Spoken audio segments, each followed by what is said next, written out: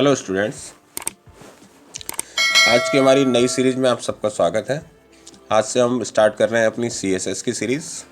और CSS की series में आपको काफ़ी मज़ा आएगा क्योंकि ये थोड़ा सा ग्राफिक्स रिलेटेड है। आपको अपने वेब पेजेस को कलरिंग वगैरह करने में मज़ा आएगा। अभी तक आप HTML में स्ट्रक्चर सीख रहे हैं। अभी हमारी HTML की सीरीज़ ख़त्म नहीं हुई है, वो भी चल रही है, लेकिन अब हम CSS को पैरेलल चलाएँगे क्योंकि HTML ऑलमोस्ट कंप्लीट है। उसकी 2 या 3 वीडियोस और आएंगे। तो मैंने सोचा क्यों ना CSS साथ में स्टार्ट कर दें, तो आपका फ्लो बना रहेगा, है ना। तो सबसे पहले तो हम थोड़ा सा बेसिक समझ लेते हैं और उसके बाद फिर कोडिंग स्टार्ट करते हैं। तो मैंने आपको बताया था कि HTML क्या है। HTML एक हाइपर टेक्स्ट मार्कअप लैंग्वेज है। एक बार फिर से रिवाइज हो जाएगा आप लोगों का।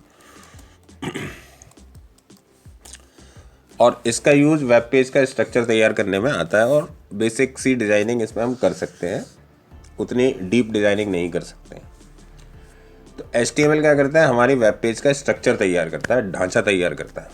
उसके बाद बात आती है कि उस स्ट्रक्चर को सजाया कैसे जाए, उस ढांचे को सजाया कैसे। जैसे कार बनती है तो पहले उसका स्ट्रक्चर बनता है, फिर उसकी डेकोरेशन होती है ना, फिर इंजन इंस्टॉल होता है।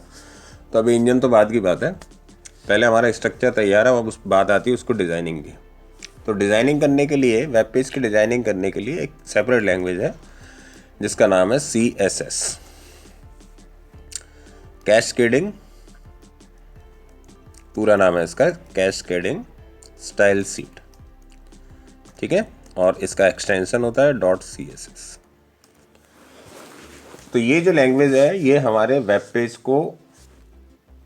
पेज का जो हमने स्ट्रक्चर HTML की मदद से बनाकर रखा हुआ है उसको सजाने के लिए यूज़ की जाती है। तो इसको भी अच्छे से सीखना है हमको। और उसके बाद थर्ड लैंग्वेज हम जावास्क्रिप्ट सीखेंगे। तो CSS को हम अपने HTML प्रोग्राम पर अप्लाई कैसे करते हैं। तो CSS को हम अपने HTML प्रोग्राम पर 3 तरीके से अप्लाई करा सकते हैं। पहला तरीका क्या है, इनलाइन CSS। इसके अंतर्गत क्या होता है, इनलाइन के द्वारा, इनलाइन में ये होता है कि हम HTML प्रोग्राम में जिस लाइन को, जिस पैराग्राफ को, जिस एलिमेंट को या जिस ऑब्जेक्ट को कलर करना चाहते हैं सेपरेटली, उसके लिए CSS लिखते हैं। वहीं पर जाकर, उसी कोडिंग पर जाकर CSS का कोड लिखते हैं। तो मतलब लाइन बाय लाइन कोड चलते हैं इसमें। जिस लाइन को आपको कलर देना, उस लाइन के लिए आपको CSS वहीं जाकर लिखनी पड़ेगी। सेकंड आता है इसमें इंटरनल CSS। इंटरनल CSS भी आपके HTML प्रोग्राम में ही लिखी जाती है, जो मेन फाइल है उसी में। और इसका और इनलाइन का डिफरेंस ये है कि इनलाइन में क्या होता है कि आपको लाइन बाय लाइन CSS लिखनी पड़ती है, जबकि इंटरनल में ऐसा नहीं है। इंटरनल में आप अपने पूरे प्रोग्राम के लिए जो CSS लिखना चाहते हैं वो आप एक जगह पे लिख देते हैं, तो आपका प्रोग्राम अपने आप वहाँ से उठाता रहता है और लाइनों को कलर कर देता है। जितनी भी लाइनें या जितने भी एलिमेंट या जितने भी ऑब्जेक्ट्स आपको कलर करने हैं अपने प्रोग्राम में, ठीक है। इसके बाद बात आती है एक्सटर्नल। जैसा कि नाम से ही क्लियर हो रहा है, एक्सटर्नल CSS में क्या होता है कि आप CSS की कोडिंग एक सेपरेट फाइल में लिखते हैं और आपको जिस HTML फाइल पर उसे अप्लाई कराना उसमें लिंक कर देते हैं। और लिंक करने से क्या हो जाता है कि वो CSS आपके उस प्रोग्राम पर, उस HTML प्रोग्राम पर अप्लाई हो जाती है। तो आज हम इंट्रोडक्शन नहीं रखा है हमने, तो इंट्रोडक्शन में इन तीनों को समझेंगे कि किस तरीके से इन तीनों की वर्किंग होती है। फिर नेक्स्ट क्लास से प्रॉपर कोडिंग स्टार्ट करेंगे, ठीक है। तो सबसे पहले समझते हैं इनलाइन CSS क्या है। तो हमने प्रोग्राम बनाकर रखा हुआ है HTML का। ये हमारा प्रोग्राम बना हुआ है HTML का, जिसमें आप देख रहे हैं कि हमने H2 लिए हैं हेडिंग्स के लिए और पैराग्राफ्स के लिए P ले रखे हैं। इसी प्रकार से स्ट्रक्चर आपको तैयार करना है। और इसका आउटपुट मैं आपको दिखा दूं, ये आउटपुट आ रहा है इसका, ठीक है। अब हमारी जो हेडिंग्स हैं, इन हेडिंग्स को हमको कलर करना है। इस हेडिंग को हमें कलर करना है। तो मैं पहले आपको इनलाइन का बताने जा रहा हूँ। इसमें क्या होगा कि हमको इसको कलर करना है। किसको? इसको, फर्स्ट हेडिंग को। तो इसके लिए CSS हमें सेपरेटली यहीं पर लिखनी पड़ेगी, इसी लाइन के साथ। तो CSS लिखने के लिए उसका टैग यूज़ करेंगे style equal to inverted comma में कलर कॉलन, जो भी कलर आपको देना है, मैंने दे दिया रेड, सेमी कॉलन, और उसके बाद बैकग्राउंड, अगर बैकग्राउंड भी देना चाहते हैं तो बैकग्राउंड मैंने दे दिया यहाँ पर रेड के साथ कौन सा अच्छा लगेगा, चलो येलो दे देते हैं। ठीक है, सेव करते हैं इसको और चेक करते हैं अपने, ये देखिए तो एक ही लाइन पे असर पड़ा इसका। अब मैं पैराग्राफ पे लगाऊं तो पैराग्राफ एक ही होगा, है ना। तो लाइन बाय लाइन कोडिंग चलती है इन लाइन में। आया होगा समझ में आपको। देखो मैं आपको एक पैराग्राफ भी करके बताता हूँ। तो पैराग्राफ के पी के अंदर हम कोडिंग करेंगे style equal to colour, colour मैं दे देता हूँ ब्लू, सॉरी, सेव करते हैं और रिफ्रेश करते हैं। तो आप देख रहे होंगे आपका पैराग्राफ भी कलरफुल हो गया। ठीक है, ये कोडिंग किसकी है, इनलाइन CSS की। आपको जहाँ पर कलर करना है वहाँ जाके कोडिंग लिखो, वो चीज़ कलर हो जाएगी। ठीक है, अब बात करते हैं इंटरनल की। हमें सारे H2 ही कलर करने हैं और सारे ही पैराग्राफ्स को कलर करना है। अभी तो मैं समझ लो कितने 3 पैराग्राफ 3 हेडिंग्स हैं। अगर जब आपका वेब पेज प्रॉपर बनेगा तो ये बहुत सारा हो सकता है तो हम ये चाहते हैं कि जितने भी H2 में एक कलर में कन्वर्ट हो जाएं, एक थीम में, जो थीम हम चाह रहे हैं, और जितने भी पैराग्राफ हैं वो एक थीम में कन्वर्ट हो जाएं, और उसकी कोडिंग हम एक जगह लिख देते हैं, अपने आप प्रोग्राम वहाँ से उठा लेगा। तो उसके लिए क्या यूज़ करना होगा हमको, उसके लिए यूज़ करना होगा इंटरनल CSS, जो हमारा सेकंड एग्जाम्पल है। ठीक है, तो हम यहाँ से इनलाइन को हटा देते हैं या फिर इसको सेव एज कर लेते हैं हम।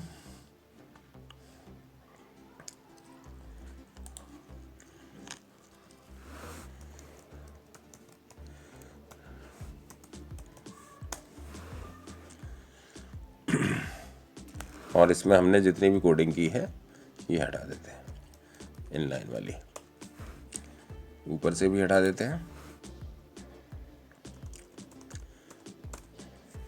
ठीक है, इंटरनल CSS की कोडिंग हेड में लिखी जाती है। तो हम यहाँ पर लिखेंगे, क्योंकि CSS है तो स्टाइल से ही स्टार्ट होगा, जब आप HTML के साथ लिखेंगे तब। और अगर आप सेपरेटली लिख रहे हैं तब आपको स्टाइल टैग की ज़रूरत नहीं पड़ेगी। स्टाइल के अंदर हम एक चीज़ और लिखेंगे, type equal to text upon CSS। इससे ब्राउज़र को पता चलता है कि आप कौन सी लैंग्वेज लिख रहे हैं। हालांकि HTML 5.0 में ना भी लिखें तब भी काम चल जाता है, लेकिन मेरा रिकमेंडेशन है कि आप लिखें। अब हमें क्या करना है कि हम ये चाह रहे हैं कि जितने भी हमारे H2 हैं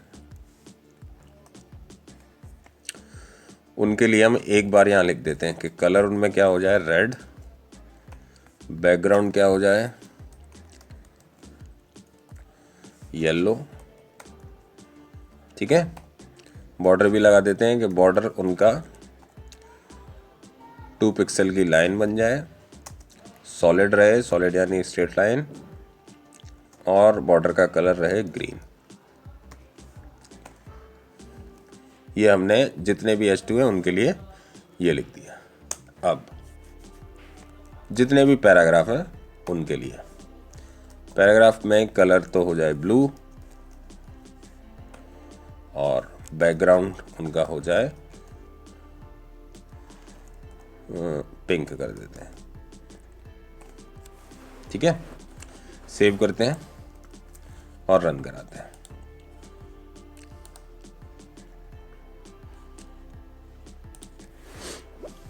लीजिए, एक ही बार में सारा काम हो गया।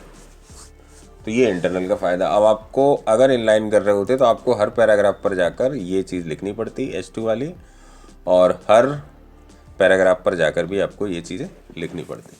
लेकिन क्योंकि हम इंटरनल यूज़ कर रहे हैं, इंटरनल CSS, तो इंटरनल CSS में हमको ये कुछ भी नहीं करना पड़ा। सिर्फ एक जगह जाकर हमने हर एलिमेंट्स के लिए एक थीम लिख दी, वो अपने आप वहाँ से उठा रहा है। अब आप इसके आगे भी H2 जोड़ते हैं तो H2 का कलर अपने आप चेंज हो जाएगा, आगे भी पैराग्राफ जोड़ते हैं तो वो अपने आप चेंज हो जाएगा। लेकिन अगर किसी ने H1 जोड़ दिया तो नहीं होगा, क्योंकि H1 के लिए हमने थीम अभी नहीं बताई है, या H3 या H4 या फिर कोई टेबल या फिर कोई फॉर्म, तो उसके लिए हमने यहाँ पर अभी कुछ बताया नहीं, हमने सिर्फ H2 और P के लिए बताया। ठीक है, तो उम्मीद है आपको ये इंटरनल समझ में आ गया होगा। अब हमारा लास्ट एग्जाम्पल जो है वो समझते हैं। लास्ट एग्जाम्पल है हमारा एक्सटर्नल का, इसकी प्रैक्टिस कीजिएगा और ध्यान रखिएगा कि CSS जो है बहुत सेंसिटिव लैंग्वेज है, तो उसमें स्पेस कॉमा का बहुत स्पेशली ध्यान रखना है। अगर आप स्पेस कॉमा का ध्यान रखेंगे तो रिजल्ट आएगा नहीं, इसलिए इन चीज़ों का विशेष ध्यान रखिएगा। ठीक है, अब हम एक्सटर्नल के लिए बनाने जा रहे हैं, तो हम इसी फाइल को सेव एज कर लेते हैं एक्सटर्नल के नाम से, external.html। क्लियर, और ये चीज़ यहाँ से हटा देते हैं, सेव करते हैं और अपने एक्सटर्नल वाले प्रोग्राम को रन कराते हैं। ये हमारा था इनलाइन का, ये इंटरनल, अब एक्सटर्नल। तो एक्सटर्नल में अभी कोई कोडिंग नहीं है CSS की, तो बिल्कुल आपको सिंपल स्ट्रक्चर दिख रहा है। अब जैसा मैंने आपको बताया था एक्सटर्नल में क्या है, एक्सटर्नल में कोई कन्फ्यूज़न नहीं है। CSS के लिए अलग ही फाइल बनाओ और उसको लिंक कर दो यहाँ पर, तो लिंक बाद में देखते हैं, पहले एक फ़ाइल बना लेते हैं। तो हम क्या करते हैं, यहाँ पर एक न्यू फाइल लेते हैं, क्या नाम दे दें उसको, स्टाइल ही नाम दे देते हैं, style.css, और इसको हम उसी फोल्डर में सेव करते हैं जिसमें हमारे पहले से प्रोग्राम सेव रखे हैं। नहीं तो आपको पाथ बताना पड़ेगा लिंक करते समय, इसलिए आप वहीं रखें। अब देखिए CSS के अंदर एलिमेंट्स पहले समझिए, आपके इस प्रोग्राम में क्या क्या एलिमेंट्स हैं। एक तो बॉडी है आपके पास, तो हम लिख देते हैं बॉडी।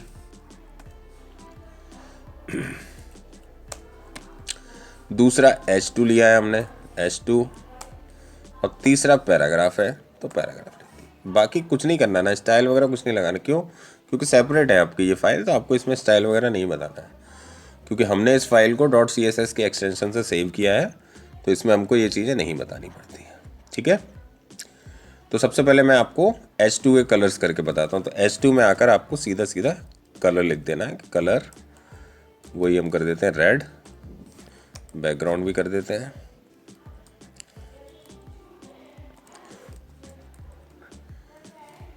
और बॉर्डर भी लगा देते हैं, बॉर्डर 2 पिक्सल सॉलिड, और कलर क्या दें, ब्राउन दे देते हैं। ठीक है, और पैराग्राफ भी कर देते हैं, पैराग्राफ कर देते हैं कलर ब्लू, बैकग्राउंड कर देते हैं पिंक।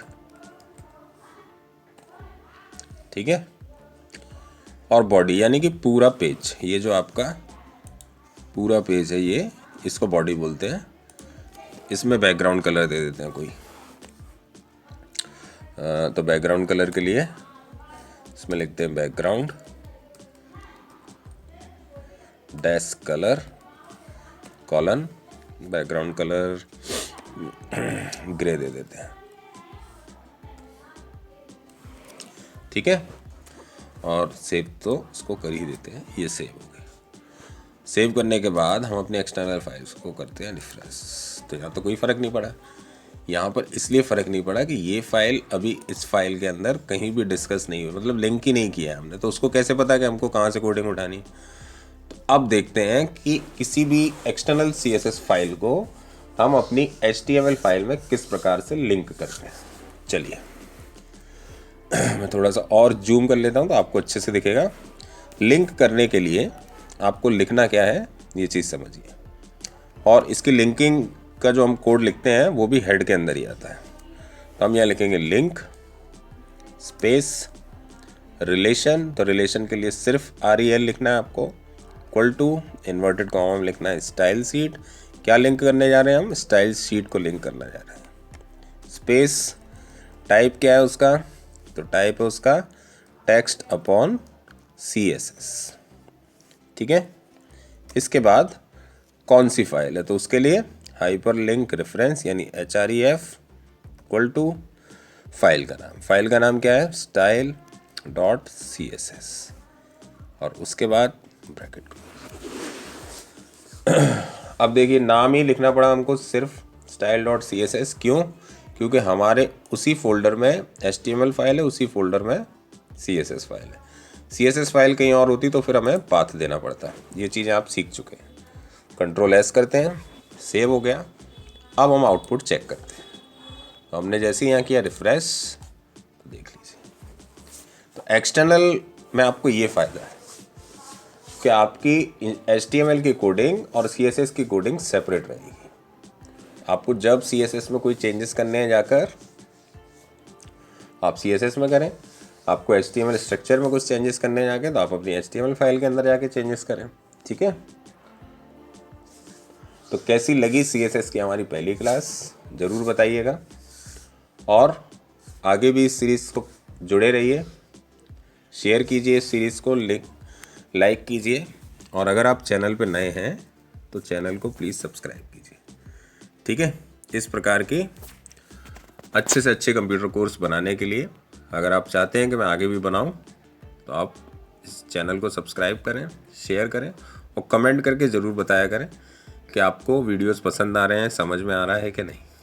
ठीक है, फिर मिलते हैं CSS की नेक्स्ट क्लास में। अच्छा, जाने से पहले एक चीज़ और बता देता हूँ मैं आपको कि CSS की जो हमारी क्लास है वो फ्राइडे को आया करेगी, फ्राइडे और सैटरडे। और कोरल की क्लास हमारी थर्सडे और सैटरडे आती है। CSS की फ्राइडे आएगी और मंडे और ट्यूसडे में HTML की क्लास आएगी। ठीक है, संडे तो वो किड्स मोरल स्टोरी के लिए रिजर्व्ड है, तो वहाँ आती रहती है। ठीक है, तो मिलते हैं नेक्स्ट फ्राइडे की क्लास में जिसमें हम आगे सीखेंगे, डीपली चलेंगे CSS पे। तब तक के लिए प्रैक्टिस करते रहिए।